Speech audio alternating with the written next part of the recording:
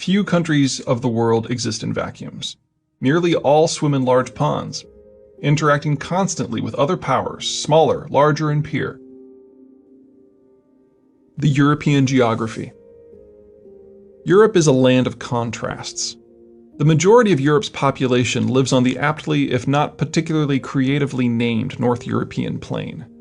The portion of the coastal plain in Europe proper is one of the world's narrowest, less than 300 miles at its widest point in Germany. But it is also one of the world's longest, stretching over 1,500 miles from the Pyrenees in southern France to the Belarusian border. And it doesn't end there, but rather expands into the European hordelands of Central Eurasia. A series of broken highlands and stark mountains back the entirety of the NEP's southern border, which generates sufficient rainfall to make the NEP a lush agricultural zone and fuel a score of rivers that transect the plain. The Seine, Meuse, Rhine, Weser, Elbe, Oder, and Vistula in particular. Between ample local food production, high capital generation possibilities, and ease of movement, the NEP has had one of the world's densest population footprints, densest local trade networks, and richest populations for nearly a millennium. But there is a dark side. There are no barriers between the various river valleys. The easily crossed nature of the plain condemns the people of Northern Europe to be constantly in each other's faces. Every country's heartland is their neighbor's borderland. Civilization may come easily to Northern Europe, but so does competition. Success and security for one would mean want and instability for all others. The all-or-nothing nature of that simple fact has led to some of the world's most infamous wars being fought among the NEP powers in their efforts to carve out some security for themselves. Peninsulas and mountains riddle the lands around the plain. The Iberian Peninsula, home to Spain and Portugal, lies south and west of France across the Pyrenees. The Alps separate Germany and France from Italy's Apennine Peninsula, and the Balkan Peninsula is on the far side of the Carpathians from Austria and Poland. Most of Scandinavia is self-contained on its eponymous peninsula. In every case, the balance of transport proves true. Mountains inhibit movement, and peninsulas limit lines of approach. The insulation that geography grants the peninsular states allows them to stay somewhat apart from the cultural, economic, and military crucible that is the NEP. That's doubly true for Europe's islands, two of which merit specific attention. Denmark's island of Zealand has been home to half of the Danish population since its emergence as a force in the 8th century. The Danes are and always have been an island people who own a peninsula rather than the other way around. A more recognizable island people are of course the English, who call Great Britain home. The peoples of both islands have long acted independently of the NEP. The strongest tie that binds the peninsulars and the islanders together is a fear that someone on the NEP might actually emerge victorious from the perennial competition. Should that ever happen, the richness and might and power of the plain would no longer be spent on local feuds, but instead be available to surmount the geographic barriers that have long protected the peninsular and island peoples. A continent riven by war is hardly how most of us think of Europe, but that is because the Europe we know has been transformed utterly by Bretton Woods. With the imposition of Bretton Woods in the American Alliance Network, the Europeans no longer needed to struggle for iron ore, or steel, or oil, or food, or spices, or markets, or borders. Instead of battling to be the NEP colossus, France and West Germany could cooperate economically and focus on exporting to wider Europe and the wider world. Instead of being nervous about the NEP uniting, countries on the European periphery could, with some caution, participate in Bretton Woods' Legion trade opportunities. The Europeans were not only able to take a vacation from geopolitics, but a vacation from their own brutal history. The result, as elsewhere in the world, was 70 years of peace and prosperity, although in Europe the emphasis was definitely on the peace part. The end of the Cold War had any number of impacts on the world writ large, but in Europe it was absolutely wonderful. Europe was the primary Cold War battle line, so defense outlays were far higher there than anywhere but in the United States, the Soviet Union, and the Koreas. With the Cold War's end, resources dedicated to defense could be redirected to investment. A belt of states from Estonia to Bulgaria ceased being Soviet property and started down the road to European Union membership, eventually providing an infusion of over 100 million new consumers and low and mid-cost workers. But most of all, the Cold War's end made the French and Germans sufficiently confident in a future without war that they launched their most ambitious unification project yet, a currency union, which is where contemporary Europe's problems begin. In the United States, finance is somewhat non-denominational. There are so many rivers servicing such a substantial population that capital practically grows on trees. Everyone is in the same river network, and so is in the same resultant financial system. It is considered perfectly normal for a Nebraska bank to fund a Vermont mortgage, or a Georgia credit union to enable credit card use in Idaho. Not so in Europe. Europe's river systems are not integrated, and the differences that fact spawns do not end with different languages and identities. French trade travels on French rivers with French profits deposited in French banks where they are used to further French goals. Rivers, trade, and banks are all considered national assets. As one would expect from any such national asset, the banks' responsibilities are first and foremost to look out for the interests of the state. In 1992, the Europeans may have committed themselves to launching the Euro era, but they never united their disparate financial and banking systems into a cohesive whole. That split is the root of the European financial crisis. Once again, it comes down to the balance of transport, but this time from an economic rather than a strategic point of view. The balance of transport isn't easily swayed by political agreements, even ones as potent and far-reaching as Bretton Woods. The NEP remained the economic hub of the European wheel. But not everyone in Europe had rivers, and so not everyone in Europe could generate the surplus capital that made everything from infrastructure to education possible. Geographically less endowed areas like Iberia, southern Italy, and Greece were perennial laggards.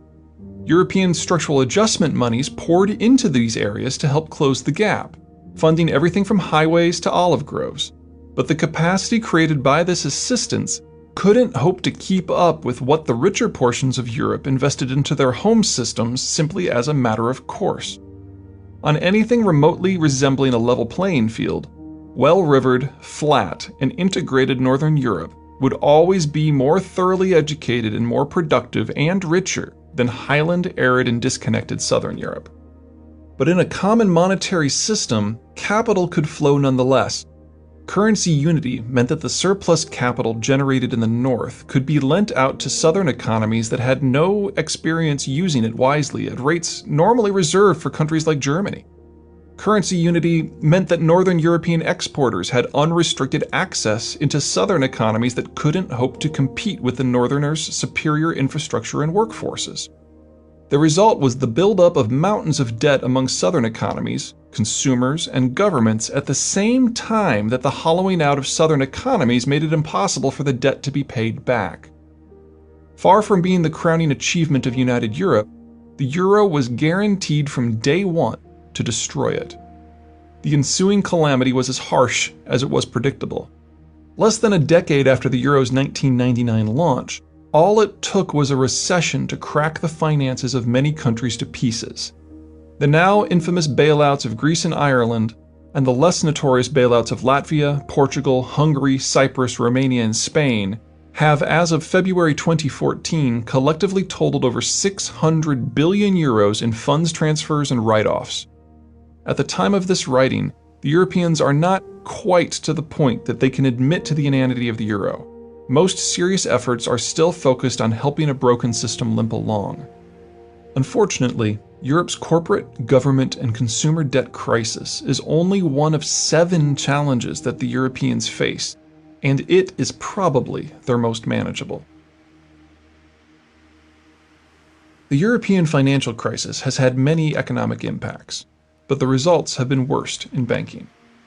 Because the Europeans see banking as a national prerogative, concerns such as national infrastructure needs, maximum employment, and government budgetary stability are tossed into the mix of bankers' concerns, right along with concerns of collateral and profitability. This has encouraged, and oftentimes actually required, Europe's banks to put national directives above corporate decision-making. particularly on topics like due diligence. This enables European governments to use their banks as a means of speeding investment in this or that targeted sector, to construct or repair infrastructure sooner than if they had to raise capital from private sources or taxes, or to help maintain governmental budgets in times of stress by simply directing the banks to invest in government bonds. Unsurprisingly, many of Europe's banks are state-owned in majority or in part, and even those that are not are often used as slush funds for various political interests at the local, regional, and/or national level. In essence, the various governments see the financial sector as a tool of governance and use it as such. An excellent example is that of Belgian-French bank Dexia. Many Belgian communities purchased shares in the bank to ensure that they would always have a strong private demand for their local debt. If a private corporation had done something similar, it would have been illegal in Europe and the United States as an antitrust violation. As the European financial crisis deepened in 2008, it became obvious that investors were shunning the bonds of highly indebted governments, such as Belgium, where the national debt was rapidly approaching the country's total GDP. Dexia did not join the exodus. Far from it. Its owners, Belgian government entities, directed Dexia to purchase even more Belgian debt. As the financial crisis proceeded, Dexia assets soured, especially its government debt. The bank ran out of operating capital, and in September 2008, it was forced to apply for bailout assistance. The bank's assets were so overvalued and its operating capital so negative that it cost taxpayers 6 billion euros over 2 bailouts to close the thing down. As regards geopolitics, this has 2 inevitable outcomes. First, in Europe, finance writ large is state-directed rather than market-directed. That maximizes the presence of the state-linked banks in the broader system, while minimizing the involvement of non-government financial sectors such as stock markets and corporate bonds. This is the opposite of the American system, where finance is somewhat agnostic and government's involvement in the sector is normally limited to regulatory matters. Consequently, approximately 70% of all private credit in Europe is obtained from banks, while in the United States it is the faceless stock markets that generate fully half of all credit, with banks playing only a supporting role. The second outcome of this bank-centric system is that when Europe suffers from a recession, its banks' highest priority is to keep governments functioning. That means they must double down on financing government deficits. Couple a financial crisis with a recession, and banks simply have no resources remaining to lend to businesses and consumers. This means that until Europe can rectify the financial imbalances the euro has caused, any growth in Europe must occur without more than middling participation from its banking sector, a sector that controls nearly all of the system's available credit. That would be bad enough if everyone involved still agreed what the goal of a united Europe was. That, alas, is a degree of unity that no longer exists. The European Union and its predecessor, the European Economic Community, has always been a strange animal. Any organization that was formed in the early years of Bretton Woods was going to have an economic underpinning considerably different from the previous era, and in this the EU did not disappoint. But more than an economic grouping designed to take full advantage of the security and trade network the Americans had created, the EEC and EU ultimately had a political rationale. That rationale belonged to Paris. While France had always been near the top of the European pile, it had only rarely been actually on top. And even when it was during the Napoleonic era, the other European powers ruthlessly tore it down from its perch. After Napoleon's fall from grace, France refounded itself and attempted to resume its position as the premier European power. It never made it. The British stymied the French in the wider world just as the Prussians did within Europe. And in 1871, Paris found itself not simply under German occupation, but being forced to cede territory and the authority to manipulate Central European affairs to Berlin. The rest of the story includes French devastation in the World Wars. But the American-forged security arrangements of the post-World War II era provided Paris with some interesting opportunities. Austria had been split off from Germany, and both had been parceled up and occupied. Italy was cast adrift. The British had gone home. The Iberians and Turks had skipped the war and were languishing under their own local authoritarian governments. The Russians loomed large, But rather than manipulate European events, they had drawn the Iron Curtain and were busy digesting Central and Eastern Europe. The only truly involved powers on the continent were the Low Countries of the Netherlands, Belgium, and Luxembourg, a trio that could not resist French power without considerable assistance, and there was no assistance to be found. And so the French launched the European integration process. I use quotes there because the initial goal very clearly was not to create a truly European system, but to band together countries that the French could dominate into a grouping that the French would dominate. The Low Countries were weak, Italy was a mess, Germany was divided, occupied in part by France, and its opinion was neither allowed nor issued.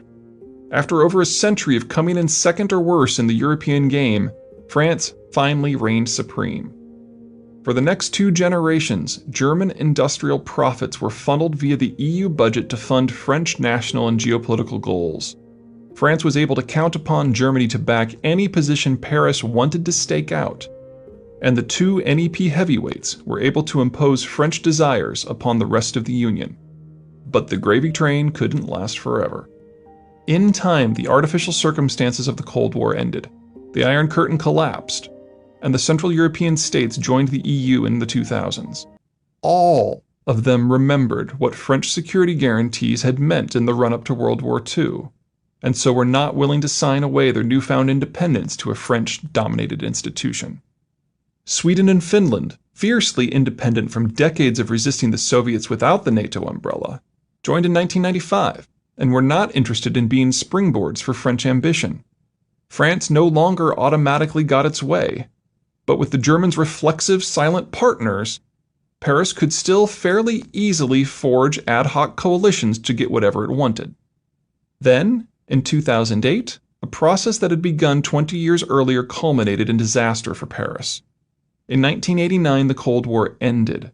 In 1993, Germany began the reunification process, which was completed in 2003. And then in 2008, the Germans elected a 2-party coalition led by politicians unencumbered by any connection to wartime or Cold War German politics. These new German politicians still saw themselves as allied with France, but no longer beholden to it. The days of Paris telling the Germans what the German position was were over. France and Germany are still partners, allies even, but the relationship is thinning. By far the biggest point of disagreement is on union control.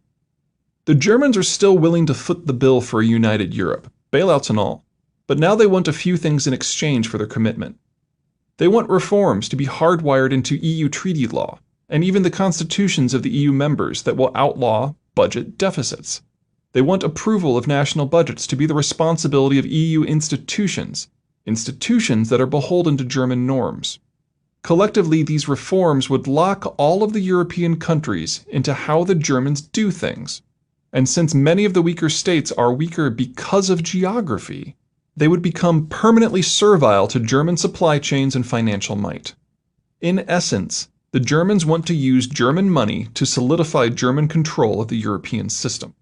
And the Germans have the gall to insist that France is not exempt. The French, in contrast, want to go back to how things were before 2008, back to the era of French exceptionalism and control. They want the Germans to keep paying to keep the EU afloat, but to do so without significant changes in how it operates, and certainly how France operates. They want budgetary control to remain at the national level and for deficit restrictions to remain somewhat loose. They want to keep getting financial transfers from Germany, even though France is one of the Union's richest members. In essence, they want to re-achieve what they once had, to use German money to support French control of the European system. Until and unless the French and Germans can close ranks, everything else about the European Union degrades into near pointlessness.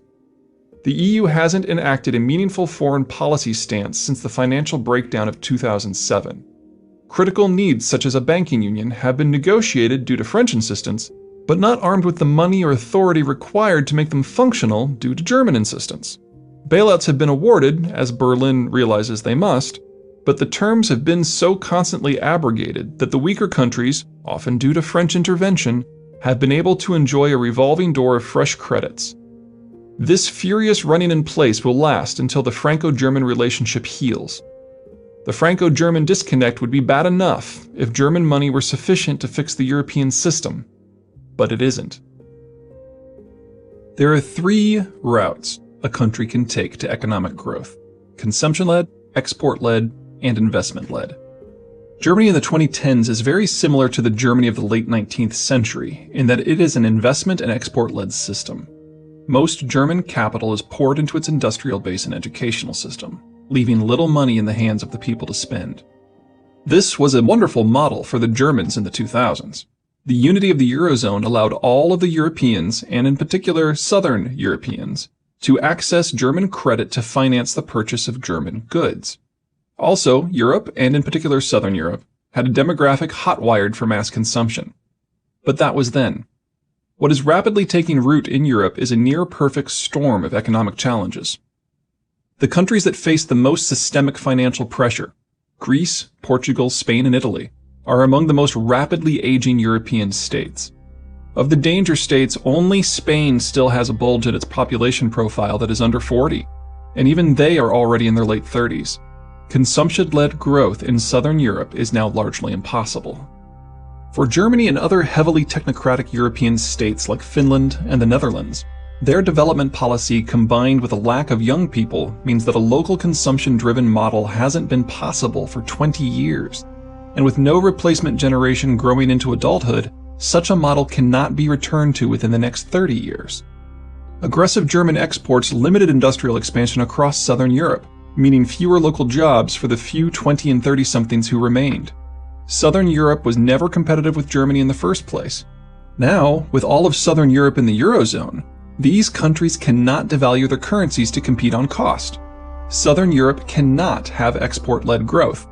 The aging of Europe across the board has denied Germany its traditional captive market, forcing it to look beyond Europe for external markets to sustain export-led growth.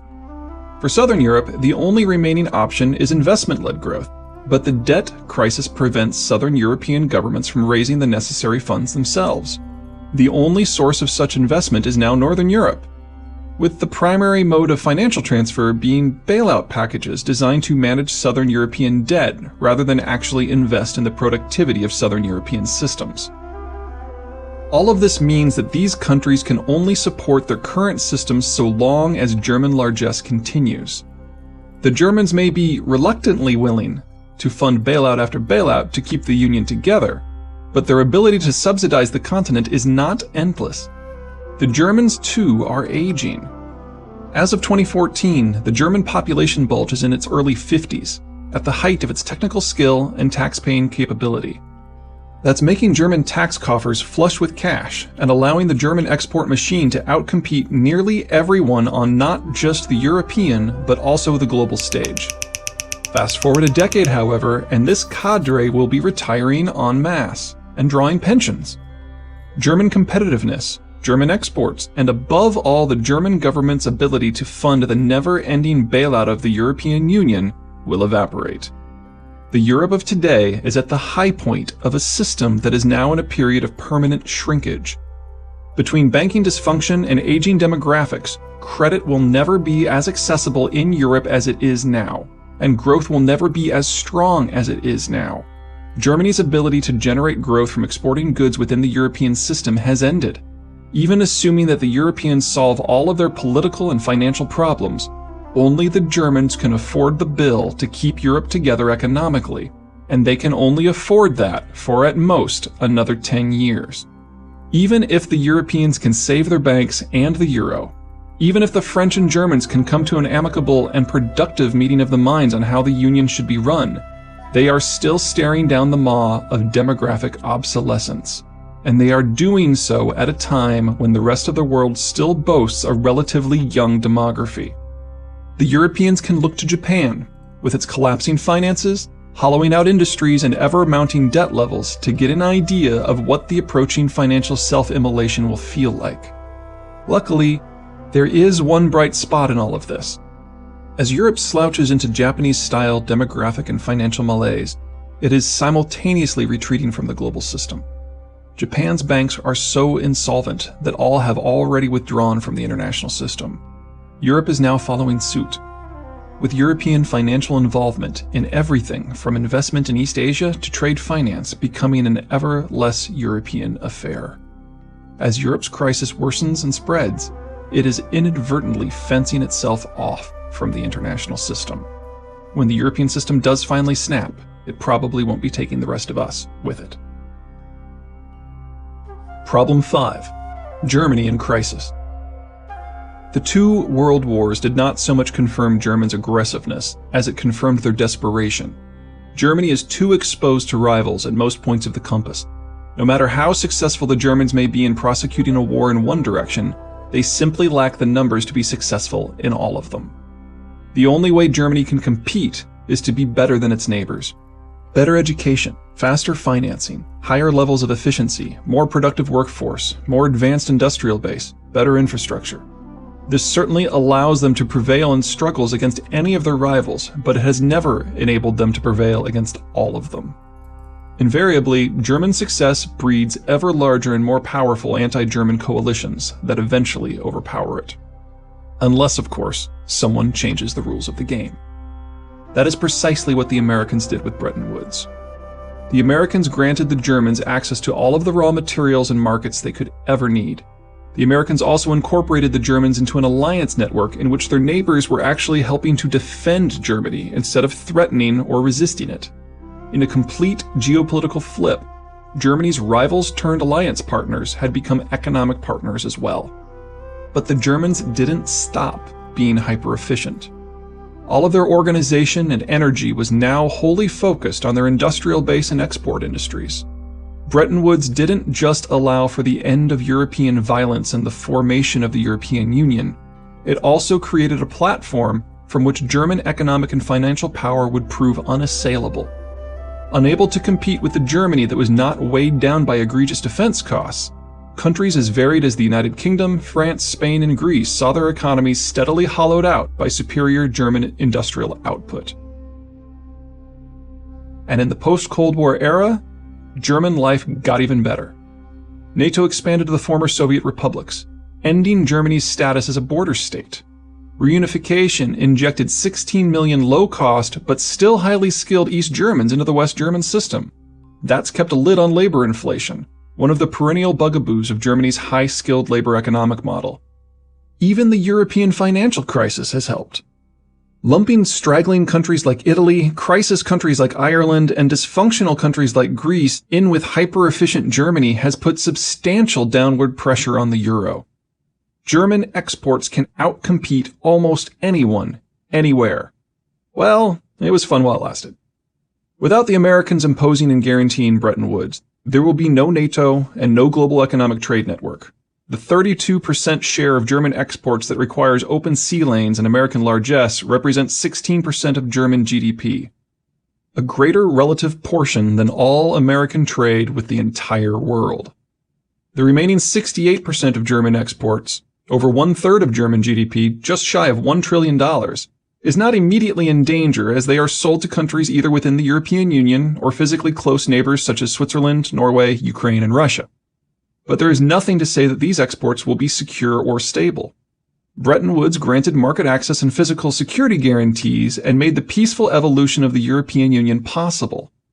As each beneficiary has different security and economic needs, each will respond to the American withdrawal differently, particularly as a considerable list of European countries perceived the American security guarantees as guaranteeing their security from Germany. For nearly all EU members, the Germans are now far and away their largest source of imports.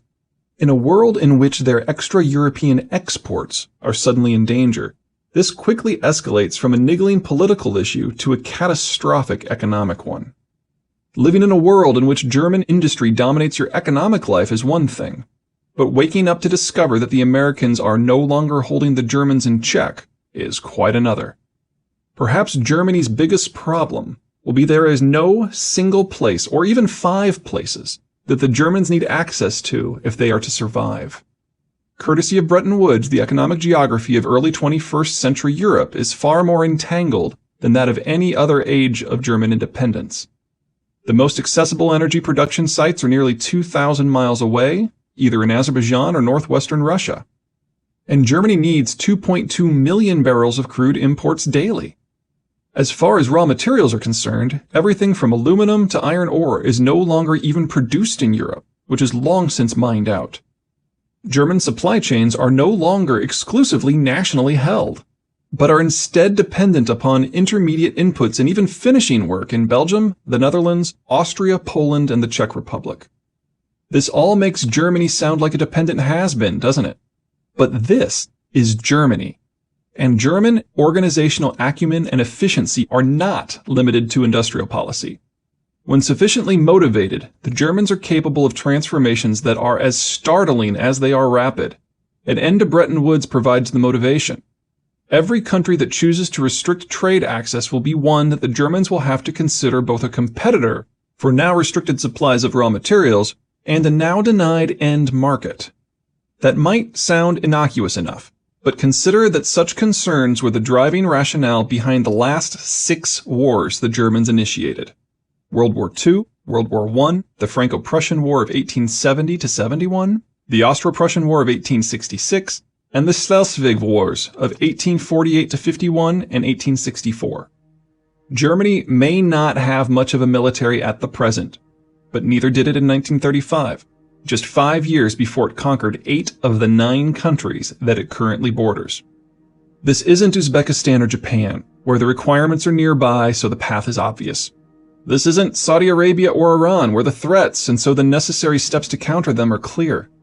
Without Bretton Woods, Germany's mere existence is a threat to the very neighbors that Germany needs if it is to continue as a successful country.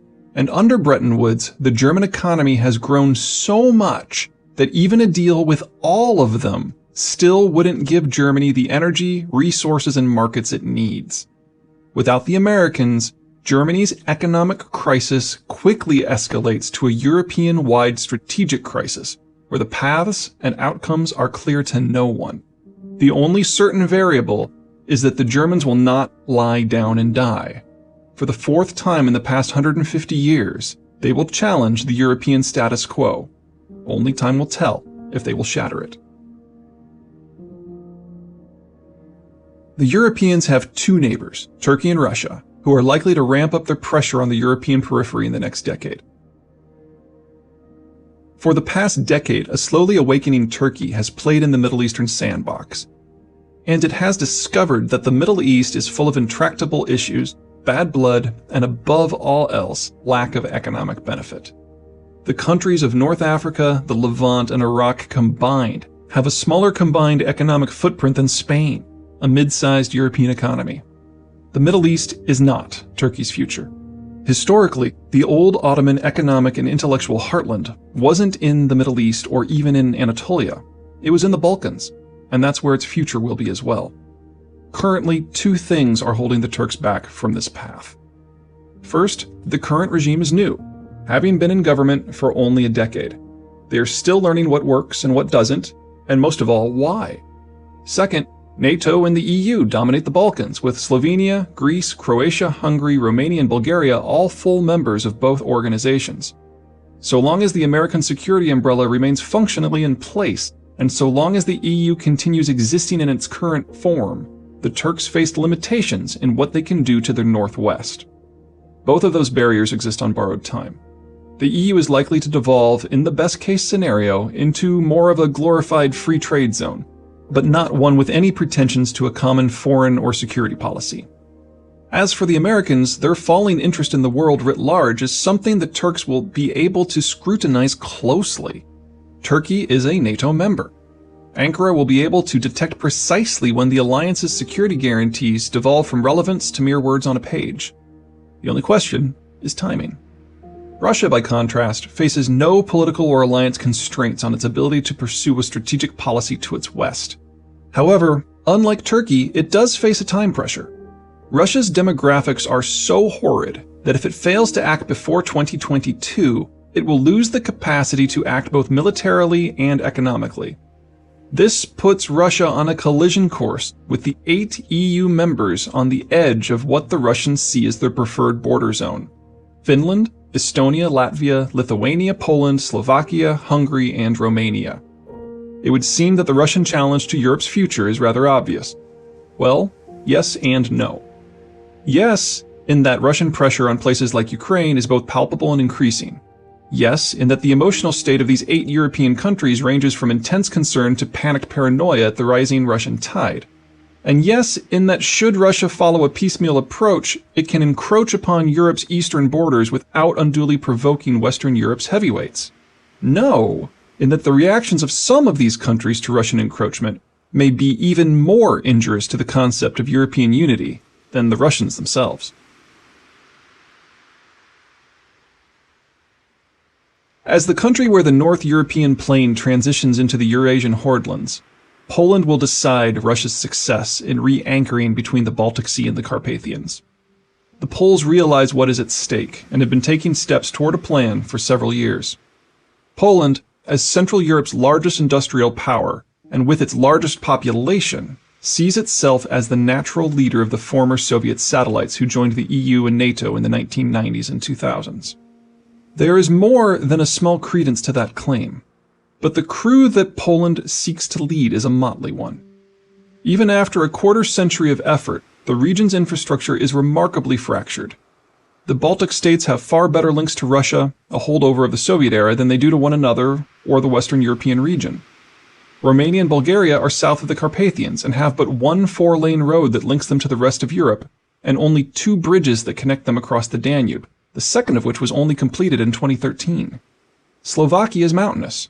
Hungary is really only linked to Austria, and even that connection is pinched by the Vienna Gap. Poland, somewhat ironically, has the best infrastructure linkages of the lot, but those connections are largely due to its position on the North European plain, which in turn ties it directly to both Germany and Russia, the 2 powers that Warsaw is most concerned about. Making matters worse, nearly all of the former satellites are dependent upon the Russians for both oil and natural gas. An alliance of the Intermarium, the countries between the Baltic and the Black Seas, simply isn't workable. Merely coordinating the actions of such disconnected geographies and heterogeneous cultures would be an endeavor attempted only out of sheer desperation. Without some far more powerful entity, say a rejuvenated European Union or an engaged United States, actively managing such a gangly alliance, the Russians would have a fairly easy time engaging and defeating each of the Intermarium states in sequence and in isolation. That is, with the possible exception of Poland. Despite Poland's largely indefensible position, and despite its potential need to defend against both Germany and Russia, the Poles have a Swedish ace up their sleeve. Since being forced into strategic neutrality at the conclusion of the Great Northern War of 1700 to 1721, Sweden gradually became Europe's forgotten power. While technically a continental power, Sweden boasts water to its south and east, mountains to its west, and taiga and tundra to its north. By most definitions, Sweden operates as a naval power rather than a land power, and as such its military and economic strategies emphasize speed and reach. But they do so in a manner somewhat different from other naval powers. Oceanic-oriented cultures like England and Japan were made famous because they became experts harnessing the wind to cover vast distances over open seas. Their vessels were notable for their relatively small crews, the wind did most of the work, and relatively large cargo areas. Lots of supplies were needed to keep the crew alive on long voyages, and lots of trade goods were needed to justify the trip in the first place. With large, manpower-light vessels, the British needed to interact with the locals right on the coast. They could rarely afford to penetrate inland with the men they brought, and any such excursion would have to occur on foot. Their boats, whose propulsion was limited by the whim of the wind and the depth of the water, could not easily or reliably sail on rivers. The result was an empire built on indirect rule and coastal trading depots. Early Sweden's approach was considerably different, because Sweden's regional geography was considerably different. The Danish island of Zealand kept the Swedish Vikings and later the Swedish Empire locked in the Baltic, a very small place compared with the oceans. There was no need for the Swedes to learn to sail when they could simply row. Instead of huge, wind-powered vessels with small crews, the Swedes used small, oar-powered vessels with large crews. The more men, the faster the vessel could go. Short trips meant less need for supplies. Whereas the British made landfall with small, scrawny, scurvy-ridden landing parties eager to trade, the Vikings made landfall with large, strapping warriors eager to satisfy more basic instincts. Because longboats have such shallow drafts, and because they were manned by lots of brawny Vikings, they could easily be rowed upriver and even portaged. Unique among the naval powers, the Swedes punched deep inland and even showed up as far away as Constantinople from time to time. This more direct approach is still reflected in Swedish strategy. Its military remains remarkably amphibious, and its defense industry depends upon no external power. Its economic relationships are direct and deep, seeking full ownership, in contrast to the Anglo preference of involvement via minority share purchases. But Sweden remains undeniably maritime, valuing trade and financial connections over the hardwired infrastructure and military links of land-based powers. Even now, 3 centuries after Sweden's grand defeat in the Great Northern War and its banishment to neutrality, the Baltic Sea remains a Swedish lake. Much of the world has forgotten this, but not Sweden's neighbors, because they were first raiding targets, then part of the Swedish Empire, and now part of the extended Swedish family, literally. Another culture that hasn't forgotten are the Russians, whose rivers are not particularly amenable to traditional maritime transport, but were perfect for the Viking expeditions of the previous age. The issue for the Russians and Germans isn't that Poland wants to be the brain and muscle of an anti-Russian and maybe anti-German intermarium, but that Sweden has every interest in making sure that the Poles succeed. Like Poland, the Swedes fear undue German or Russian influence regardless of the form it takes. And while Poland might have some difficulty spackling together an alliance, Sweden already has one. The familial relations of Viking and Imperial Sweden do not just include the weaklings of Estonia, Latvia, and Lithuania, but also Finland, Norway, and Denmark, economically developed, culturally united, militarily robust countries that boast more than enough petroleum to supply everyone in the extended Swedish family, and Poland as well. By any measure, a Swedish-Polish alliance would be a mating of synergies. Sweden is an advanced maritime technocracy, while Poland is a modernizing land-based industrial power. Sweden has the money and technology needed to make Poland bloom, and Poland has the market to make it worth Sweden's while. And neither are in the Eurozone, so at least part of the European carnage to come will pass them by. Numbers will still prove a problem. There are under 10 million Swedes to support fewer than 40 million Poles against over 80 million Germans and some 140 million Russians. If Poland is to be successful, it will need more than simply Swedish help. Which brings us back to the Americans. The benefits of a Poland that can preserve its independence are undeniable. It would keep Central Europe out of either the German or Russian sphere of influence, and condemn both Germany and Russia to remain locked down in local issues. Unfortunately, Poland's case and its intermarium alliance is hopeless. Keeping Poland in play would require substantial commitment of technology, treasure, and in the end, likely even blood. It is exactly the sort of commitment that the Americans will try to avoid in the new era. If the Americans are to be drawn into continental European affairs, it will be via the Swedish vector. Sweden is no pocket power. Sweden has a stable economy, a tight circle of capable allies, a top-rate military force, and uniquely in Europe, a rock-solid financial system. The trick will be to manage and bolster Poland via Sweden, so that the Americans can remain one step removed from the NEP. From the American point of view, Sweden makes Poland worth a second look. Poland will need that second look, because Warsaw dare not adopt a defensive strategy. It has no geographic barriers to hunker behind, and Swedish and American backing or not, it cannot possibly absorb and repel a German or Russian surge. For Poland to be independent, it has to somehow keep the competition away from its borders. The best way to do that is for the Poles to poke Ukraine as mercilessly as possible to keep the Russians off balance. Considering the Russian view of the importance of Ukraine, this is far from a low-risk operation. Should the Americans decline, the Swedes and Poles do have a fallback. Sweden nearly did not join the Treaty on the Non-Proliferation of Nuclear Weapons when it was negotiated in the 1960s, because Stockholm thought it would need nukes to dissuade Soviet expansionism.